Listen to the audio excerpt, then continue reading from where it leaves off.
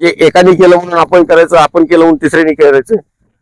त्याच्या परिस्थिती असेल त्याप्रमाणे धंदा निवडा. पहिली गोष्ट आपली मानसिकता काय आहे. बरोबर आहे. काय काय त्यांनी खूप चांगलं शेड केलं, मी त्याच्यापेक्षा चांगलं शेड करणार, मग शेळी पालन करणार. अरे बाबा 7 लाख रुपये शेडला घालतो, शेळी घुसतो, तुझ्या पैसा राहत नाही. मागाई मी सांगितलं दरवेळेस लोकांना सांगत असतो, ते नको ना करू. तुला शेळी पालन करायचं, तू शेड बी कर, पण कधी कर. अगोदर तू ते 4 शेळ्या आण, 2 दिवस त्यांच्या पाठीमागं हिंड, त्यांचं उत्पन्न बघ, त्यांचं एखादं पिल्लू 10 रुपयाला विकेव.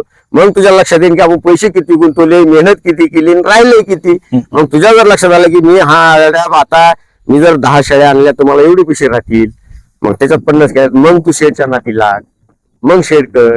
त्यांच्याकडे खूप काय आहे, त्यांनी करायला काहीच म्हणजे नाही. तुमच्याकडे असेल तर तुम्ही करा ना, पण आपले बघून काय करतात. 10-5 लाख रुपये जवळ असते ते शेड मध्ये गुंतवतात, शेळ्या घेतात त्यामुळे रुपयाजवळ. ही वस्तुस्थिती काही जणांची. मला फोन काय राव म्हणलं, कारण मी त्यांना फोन लावतो, तुम्ही म्हणलं होतात मला शेळ्या पाहिजे होत्या, काय झालं, अहो आमचं शेडचं काम थोडं राहिले.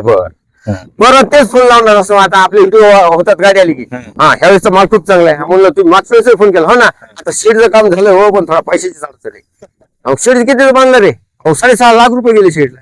अरे तुला उत्पन्न शेळ्यांचं करायचंय, तू 6.5 लाख शेळ्या आणायच्या अगोदर घालतो. तुझा धंदा बघून दुसऱ्या तुझ्याकडून आदर्श घेतलो, त्याला जमीन विकावं लागणार ना राहिलेली. राहील का सांगा तुम्ही? नॅचरल गोष्ट आहे. बरोबर आहे. मग आपल्याकडे आपण शेतकरीचा हात भर करायचा, निवारा करा, चांगलं करा, त्याची सुरक्षितता कुत्र्या मांजराची, पण एकदम एवढी मारू नका. ते कोणताही व्यवसाय असू द्या, असं माझं मत आहे. कारण मी 4-5 धंदे केलेला आहे.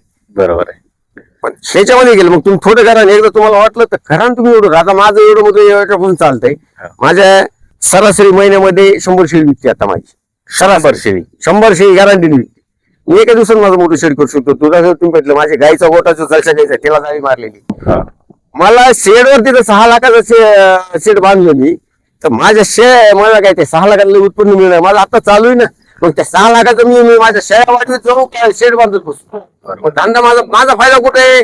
शेळ्यामध्ये. शेळीला सुरक्षितता आहे माझ्याकडे, ती भिजणार नाही, तिला कुत्रा मांजराचं भीती नाही, शीत काळजी त्याच्याकडे हवा नाही. ह्या गोष्टी करा आणि मग तुम्हाला कॉन्फिडन्स आला, 2 रुपये आले, स्वतः उभा करा आणि स्वतःच्या शेड करा, सगळं करा.